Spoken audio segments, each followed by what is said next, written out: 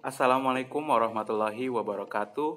Perkenalkan, nama saya Ilham Syahril Mubarok, mahasiswa PIAUD semester 5B, akan melanjutkan presentasi dari rekan saya Nina Maratul Hidayah mengenai deteksi dan intervensi dini anak berkebutuhan khusus tentang sarana untuk mengidentifikasi dan screening anak berkebutuhan khusus.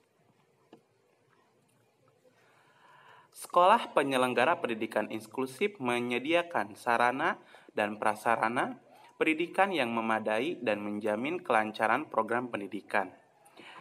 Baik pemerintah daerah, masyarakat, memfasilitasi sarana dan prasarana pendidikan yang disesuaikan dengan kondisi setempat.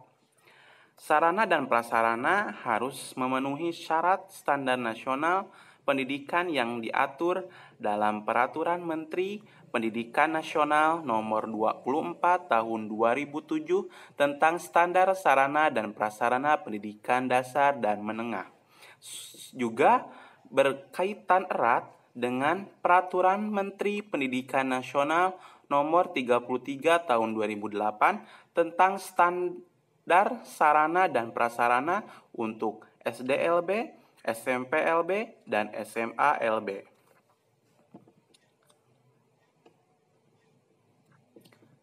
Sarana biasanya berkaitan erat dengan prasarana, di mana penyelenggaraan pendidikan inklusif harus aksesibel bagi semua peserta didik, khususnya peserta didik yang berkebutuhan khusus.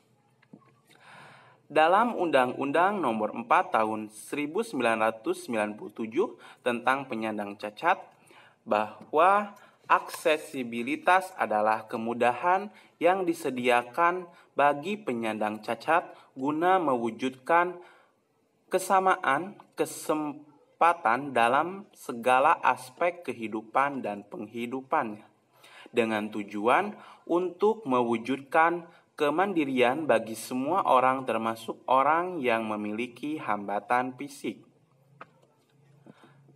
Selanjutnya, jenis aksesibilitas. Jenis aksesibilitas ini terbagi menjadi dua bagian. Yang pertama, aksesibilitas fisik. Aksesibilitas fisik misalnya jalan menuju sekolah, halaman sekolah, ruang kelas, pintu ruang kelas, jendela ruang kelas, koridor kelas, perpustakaan, laboratorium, arena olahraga, arena bermain, taman sekolah, toilet, tangga, penyeberangan jalan menuju sekolah, lingkungan sekitar sekolah, dan tanda-tanda khusus sekolah. Kemudian yang kedua ada aksesibilitas non-fisik.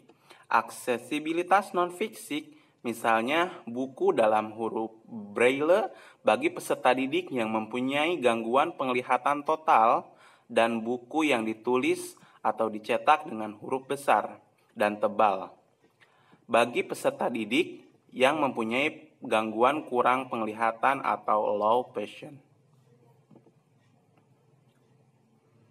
Kemudian sarana dan prasarana pusat sumber pendidikan.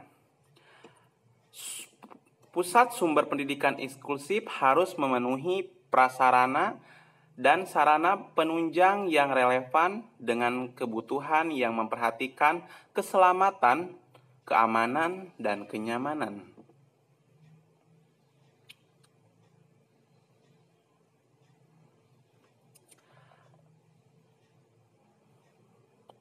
Yang pertama yaitu ada sarana pusat sumber pendidikan inklusif.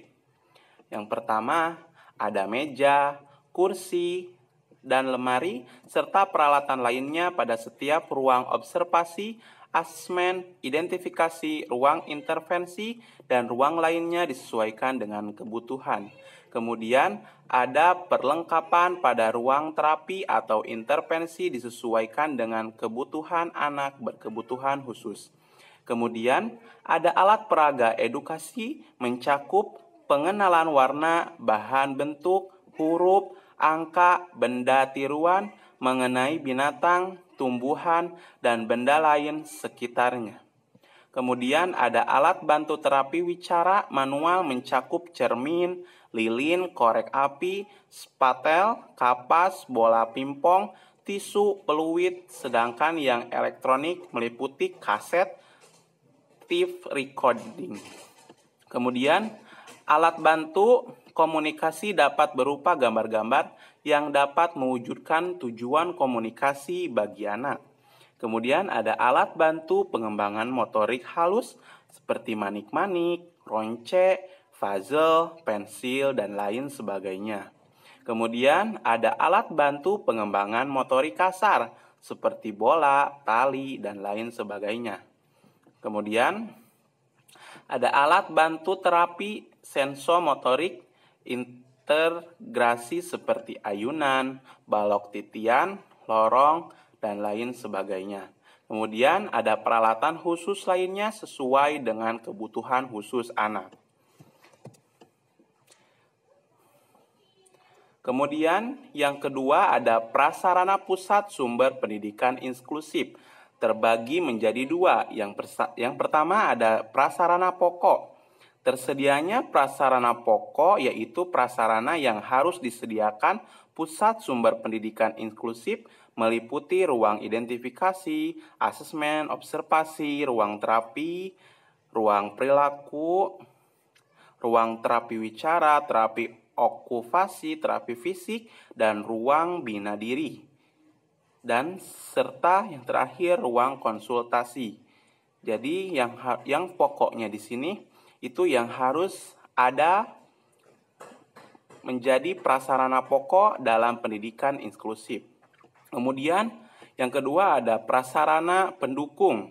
Prasarana pendukung yaitu prasarana yang mendukung kegiatan layanan meliputi ruang tunggu, ruang resepsionis, ruang tata usaha dan tata terapis, ruang kantin, ramah anak berkebutuhan khusus, ruang poliklinik, ruang laboratorium, ruang kepala pusat sumber pendidikan inklusif dan wakilnya, ruang perpustakaan, ruang serbaguna, ruang alat, ruang pembelajaran untuk anak-anak, dan masih banyak lagi yang dapat mendukung proses pembelajaran bagi anak berkebutuhan khusus dalam sumber pendidikan inklusif.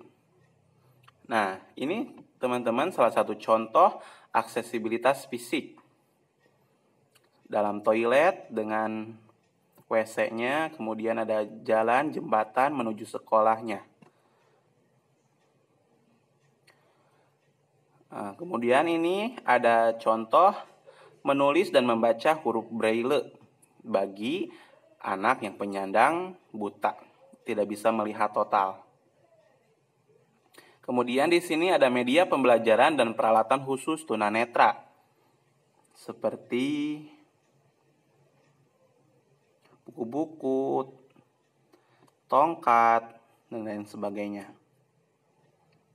Kemudian media pembelajaran dan peralatan khusus tunarungu, earphone, headset, dan bahasa isyarat. Nah, mungkin itu materinya yang dapat kami sampaikan mengenai deteksi dan intervensi dini anak berkebutuhan khusus.